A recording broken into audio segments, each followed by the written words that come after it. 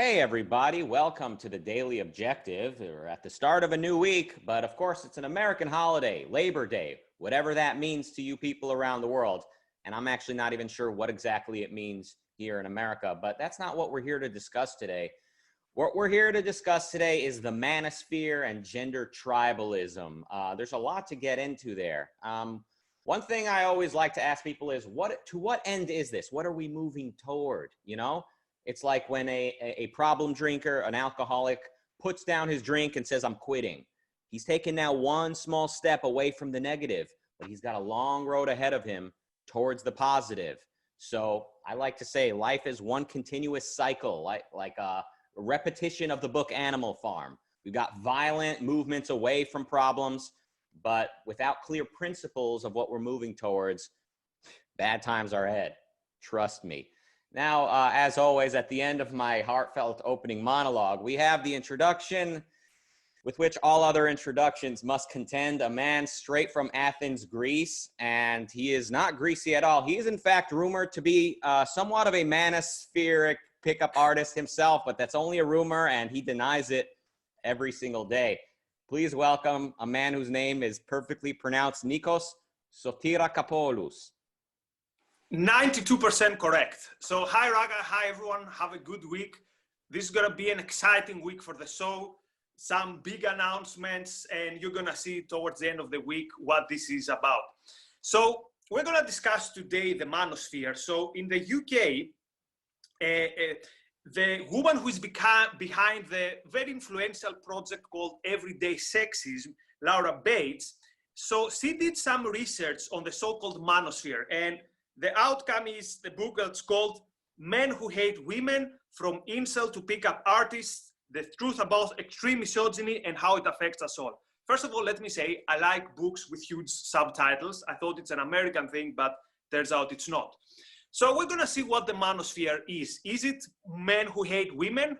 Or is it a space for men where they can together self-develop and make sense of the world? So I'm going to start with a definition, and the way I understand Manosphere is the following one. So first, it's mostly an online space where men meet and try to make something better of their lives.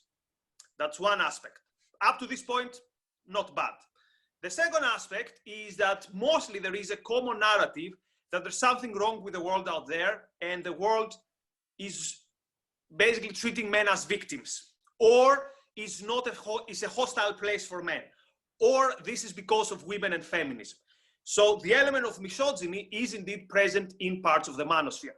So what we're going to do today, me and Rucka, we're going to check some of the sub-tribes of the Manosphere and try to see, are they something useful for men, or are they a toxic environment because of its misogyny, or B, it might not be a toxic environment, but might not be to the taste of people like us, people who appreciate individualism and they don't like tribalism. So let's start with one of the most famous parts of the Manosphere, the pickup artists. So this became big around 2005 with Neil Strauss' book, The Game. And if you read this book, it's Neil Strauss, who up to that, he was a ghostwriter. Up to that point, he didn't have much success with women. He follows Mystery, who was a very famous pickup artist. For people who don't know, a pickup artist is someone who is, let's say, an expert in seduction, and he becomes himself an expert in seduction. And then he becomes disillusioned and say, that doesn't work. So the characteristic of the early pickup was this idea that there are some techniques. So even if inside you feel shy and a bit loser, you use these techniques, and you can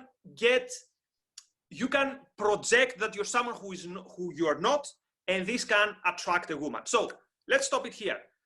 Pickup artists, creepy losers, and now let's assume that they just do this and they don't do anything which is, touching without permission or whatever. Let's say the ideal version of a pickup artist. What's our evaluation?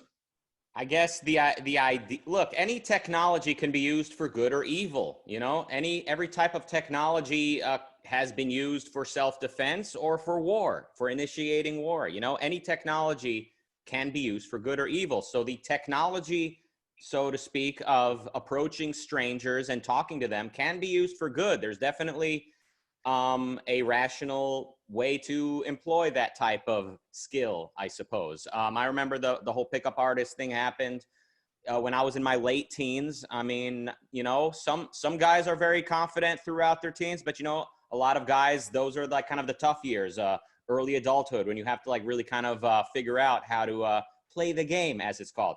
So it could be very inspiring to just kind of watch people exercise, watch them practice, learning to speak to people, and the same skill can be used and should be used to just kind of make friends, you know, network for business purposes, like whatever it is, it can be used for a rational reason.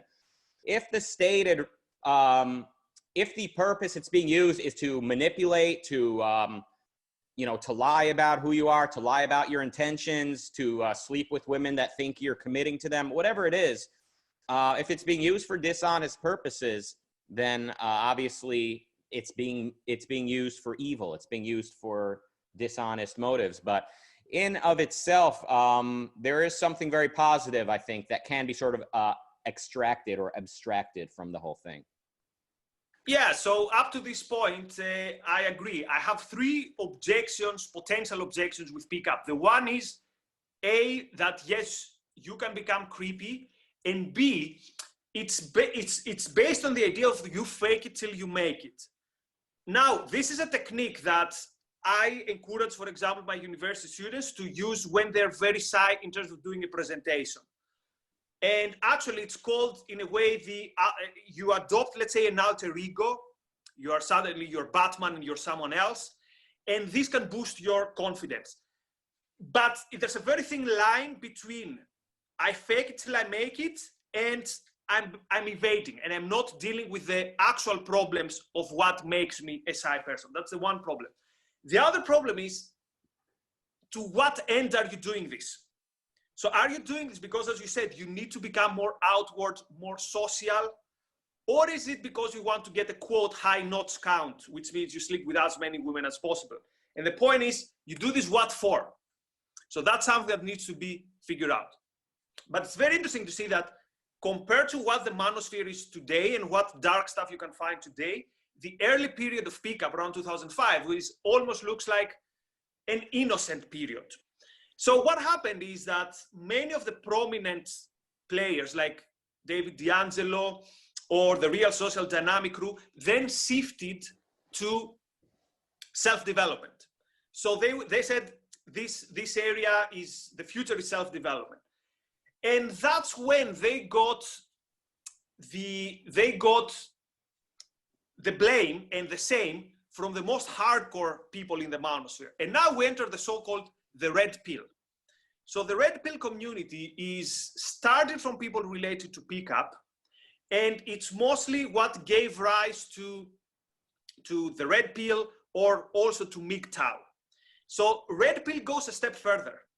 Red pill says, you know what, even if you manage to get with a woman, you're probably, it's like you play with dynamite, as they say, because the world out there is a very scary place for men, because that woman is gonna break your heart if you haven't got, quote, inner game, or you're gonna find yourself with a Me Too harassment thing, probably, and see, is it even worth it going after women? So this is the red pill. And there is an interesting intersection between parts of the red pill and white nationalism and traditionalism. And this is where I want your commentary. So if there were three big figures in the red pill, the so-called three R's, Rollo Tomassi, Royce, and Roos V. Royce went to a weird identitarian, quasi-racist, I don't know 100% because it's very difficult to find anything on the internet, it's almost all been deleted. And Roos has become a traditional Christian. He deleted all of his pickup stuff, and he says all this is of the devil, and you have to become a good Christian, and ideally, found someone with zero sexual experience. So why do we see this intersection between the red pill, so this form of male tribalism, and these other forms of tribalism, including racial and ethnic tribalism? That's a fascinating question. I mean, why do we see libertarians turn into alt-right white nationalists within a few short years? I mean, when people don't have their fundamentals grounded, when they don't have their philosophical fundamentals grounded, they can end up anywhere. Or like when they have just a little bit of irrationality in their system. So let's say a pickup artist, he goes into it just wanting to learn how to find a nice partner. You know, he's young. He's not even thinking necessarily about marriage, but he just wants to get a girlfriend and, you know, and develop himself as a person. But over time, the more crazy the world gets, the more feminism gets louder and sort of kind of crazy, and the war and court cases where men are, you know, ruled against are sort of amplified in the media, whatever it is. All these things are coming to the forefront. The more, like I said, feminists are getting louder and they're acting like we are at war, men versus women. Kind of the more these things are emerging in the culture, and the more the unsuspecting, aspiring student of the pickup is sort of hearing various people he looks up to saying that, well, you know, maybe the modern world as we find it was kind of a mistake anyway, and it's the product of too much individualism and too much hedonism, and all this pickup stuff was kind of a, you know, a turn away from religion that has done us no good. And these girls they're all going to sue us. They're going to Me Too us. They're going to take our money. I mean, even the ones that aren't going to, that we're all materialistic, basically. So you got materialism versus religion, ultimately, in the mainstream. Outside of objectivism, that does seem to be the dichotomy you have. So if your two choices are materialism, so play the pickup game and get screwed in a world that is run by, you know, women in the way they see it, versus turn back to religion, traditionalism. You know, a guy like Rush V, who I basically know what you've just said about him. I'm not all that familiar. I know he was a pickup artist, and now he's a Christian with some opinions about the Jews. And you can't you need philosophy, you know. The being a materialist and like a sort of a concrete bounded type of person, like it only can last you for so long. Ultimately, you need to integrate. You need more. You need meaning. You need values. So there you go. There's my answer for now. What do you say? So yes, I agree. And the problem starts with epistemology. When you see the world as groups with almost specific, immutable characteristics, and people as avatars of this identity, it's a matter of time till you fall to the trap of tribalism. But let's also check the part of the quote red pill which doesn't fall to this category. Let's check, for example, the Rollo Tomasi part. And the way I have it in my mind, it has a lot of things in common with feminism. And the main thing which has in its essence, which is I'm going to create a science, a social science of gender relations. And of course, feminism has better PR and it's taught at the universities, but the principles are the same because they both say, I'm just saying what the science says. So Tomasi is going to saying things like the main rules of the manosphere. For example, quote, women will make rules for betas and break rules for alphas, or genuine desire cannot be negotiated. So basically, I'm paraphrasing here, all this that you hear, oh, make her a romantic dinner, do the dishes. No, it's either she likes you or not. Or they say things like, the two genders have different sexual strategies. For men, it's unlimited access to unlimited sexuality. For women, it's hypergamy. So what they're saying is, look, this is praxeology. And actually, they use the term, which is the same with the Austrian economics. We're not telling you that women are good or bad. All we're telling you is what is happening out there. So before I take your comment, my verdict here is that I see the determinism, which is so influential in so many aspects of life, being also the case here. And there's not coincidence that evolutionary psychology is so embedded on the red pill. But what's your comment? I mean, when we talk about all these nut jobs in the culture today, it's important we continuously remind ourselves and the audience that all of these ideas come straight from the classroom and from popular books by popular intellectuals, both famous intellectuals and the sort of bad boy infamous ones like the intellectual dark web or whoever it is. Like, all of these ideas are like not originating with these movements that we find on Twitter and in the culture. So yeah, this materialism that says, you know, women are attracted to a man that can provide for her, and this is embedded in her soul, or I mean, in her genes from evolution. Yeah, I mean, there's usually a kernel of truth in there, but the one piece of the puzzle that everyone is always leaving out is volition, free will, the choice to choose values, the fact that we are born without any content. We are not born with any innate ideas. We learn, we observe, and then conceptualize, integrate. We are educated. We, in some very impressive cases, make decisions philosophically away from the life we were handed. So that's kind of the piece of the puzzle everyone leaves out. So if all we have to choose from are the popular ideas, then yeah, it turns into this materialistic thing where, like, yeah, women, they just want security, and therefore they'll use you for your money. And men, they just want sex. So men, you know, they cannot really commit to a woman. And the only way to kind of reconcile all of this is religion. So men need to believe that there's a God there requiring them to settle down and commit. Women need to believe that there's a God who's, you know, going to punish them for stealing or for taking advantage or for being, for being adulterous.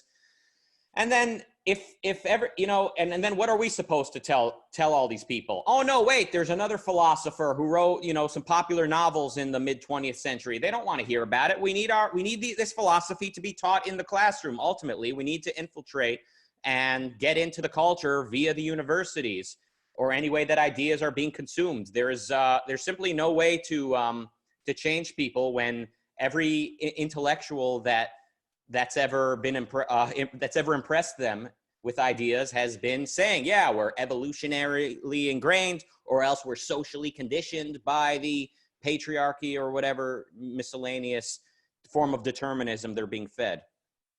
And the problem with the lack of a deeper understanding in the red pill is that if you see when they move to the sphere of political analysis, all hell breaks loose. So, for example, you hear discussions such as, should we take away rights from women, or should we take away voting rights for women, or since the 60s we gave reproductive rights of women, which shows such a misunderstanding about what rights is and what they come from that we can't even start discussing it. That's going to take.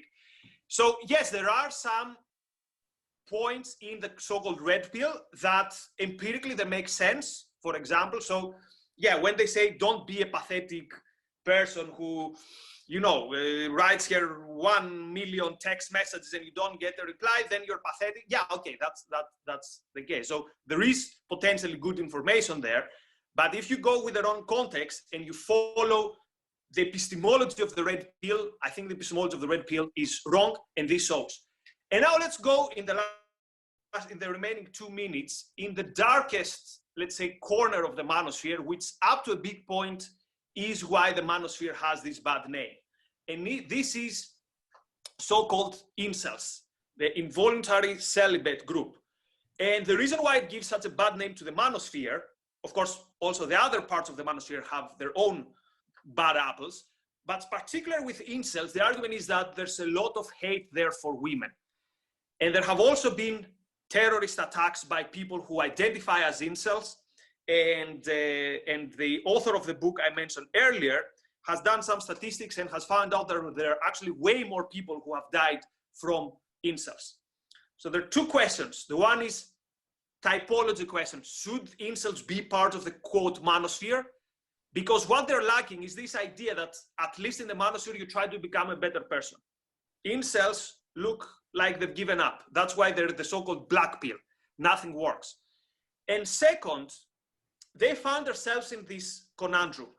If they try to improve themselves, they get this disapproval that, ooh, that's ridiculous. You read The Game or you read Rollo Tomassi, like, ooh, a guy just gets it. Well, you know. And at the same time, if they don't do anything and they stay in the basement playing video games, then they're incels. So they find ourselves in this conundrum. And the question is, what's the way out of this tunnel? It looks like the one way is the manosphere, the other way is stay an incel, or is there a third way? Can you, what are you asking? Sorry. Yeah, obviously there is a third, but what I'm saying is... No, I know, but I know what you're fishing for, but what are those two options you just So named? the one option seems to be that whenever a man is trying to improve himself, either through reading Jordan Peterson, or watching Joe Rogan, or reading pickup manuals, or joining the Manosphere forums, he's being shamed either as incel, or if he's already an incel, as a creep or as a quasi-alt-right fascist. And again, quite often, there is an argument, there is a case for that. If they don't do anything, they're still in that dark place. And when you're in that dark place, of course, that's not an excuse. I'm just saying what happens. It's very easy to be in your own world and say, oh, women are the enemy. And then you're in an even darker place, right? And there's darkness, and that doesn't lead to good things. So it looks like whatever they are doing, they find themselves at the center of shaming. That you're an incel, but if you try to get out of the incel category, you're a creep and a loser. So what's happening here? I mean, I don't often like to throw red meat to the manosphere because, they need to kind of be toning it down and kind of looking more to an individualistic solution. But I mean, it is the case that the culture we live in for the last, several decades has definitely been training a generation of just insecure, creepy dudes who just everywhere they look, they hear men are evil, men are sexist, men are this. There's the left, which is to say the mainstream, they get a pass. They get a hall pass to just bash on men all day. You can say whatever you want about men, white men, whatever it is. Like certain demographics, you can just bash relentlessly, let out your inner racist, your inner sexist, and just beat them up all day. But, most other groups, you got to be very careful what you say. So, like, as much as I hate to throw this red meat and say, yeah, men are the victim, I mean, culturally, men are the sort of persecuted minority or persecuted majority, whatever it is. Like, you can culturally say whatever you want about men, especially white men. Now, someone could answer, well, that's because they have such privilege that they can't really complain about it. They can't say, hey, I'm a white man and that offends me. It's already a white man's world, or it's a man's world. So what do you don't worry about it. You don't need to worry about all this. I get it. But here's what we actually see. We see endless oceans of creepy dudes who are insecure, who are alone in the basement and afraid to leave the house. And you got to look at that and see that, yes, ideas have consequences. Philosophy does shape a culture. It does ultimately influence the psychology of people. All I can really say to people that want a better life is, look at the world first-handed and be open to a new philosophy, be open to the vision of man as a heroic being, and have the courage to just question a lot of the mainstream ideas out there where one side is telling you that you're sort of the devil, and the other side is telling you, no, you are destined to oppress and to rule over the others. Like, you got to reject both of those and just really ask, what kind of life do I want? And then you might get something positive from the pickup artist. You might learn a thing or two from the feminists about how to be less intimidating towards women. I mean, you can look everywhere for clues, but ultimately individualism, which is to say first-handedly pursuing values, now that is where the answer lies. Yeah, I couldn't be able to top that. So I'll try to paraphrase something equivalent, which is, I understand that when you hear a voice opposed to the establishment, it's very tempting. But the question is, what is wrong with the establishment, or with the, however you want to call it? And it is indeed that it views yourself not as an individual, and it encourages you, not to view yourself in the world from the prism of an individual. And also it tells you, you can't do that. Stay in your place. Now, this could be your place as a victim, either as a man or a woman, or as a member of any group. So the first thing to do is say, no, I can't take life in my own hands, but there's a method. And the method is, I use this. And I use this as an individual. And as you said, yes, you can learn things for oppression and about creepy stuff from some good feminists, and you can learn things about, for example, how to become more self-confident from, I don't know, Jordan Peterson, or even from some of the not so dark corners of the manosphere. But at the end of the day, it's your life, and you have to make sense of it from yourself. And don't leave one tribalism to join another tribalism, because at the end of the day, you're still going to be, I don't want to say victim, but you will be, your hands, your epistemological hands, so to speak, will be tied. Anyway. Mm-hmm. Can I give a closing thought to kind of what started all of this is young men wanting to get advice on how to pick up women or how to meet women. And remember, everyone, because we got the younger generation watching this show, they kind of look up to you and me and think, man, if I can have that kind of swagger. Remember that be inductive. There's no substitute for experience. There's no book that can teach you anything, something that you better than you can just learn from actually getting out there and living it. So you need to actually go out there, be face to face with people, introduce yourself to people, get your heart stepped on a few times, probably break a few hearts along the way.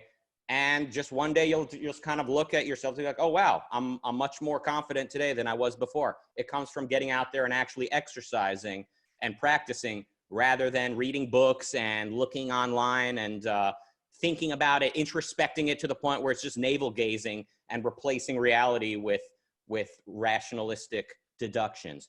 Get out there and be inductive. And at the risk of sounding cheesy, confidence comes from within. Because let's go to the objectivist virtues, or the value of self-esteem, that you consider yourself worthy of living. And I will end with... Yes, but also, it comes from within, but you got to actually get out there and live, get the experience, is my point. That's what I was about to say. It has to be a rational choice, a rational evaluation of who you are. Not just like, oh, I'm better. Sure. Anyway, finishing with a statement. What you just heard is not the objectivist quote line on the Manosphere or the objectivist line on pickup or whatever, because there is no such thing, or if there is such a thing, it's not going to come from me or from Rucka. And both of us have some, we are members of the objectivist movement. Some of us have some institutional roles in the movement. Whenever we talk in this show, it's our personal view. We try to make sense of the world, okay? I might be saying this in every show, but this has to be made clear. Don't take this and it's like, this is the objectivist line on X topic. No, it's not. It's myself as Nikos and Rucka trying to make sense of these topics. Anyway, whenever we talk about anything related to sexual dynamics, romance, we go over time. So isn't it time we called it a day? I think so. Thanks, everyone. Bye-bye.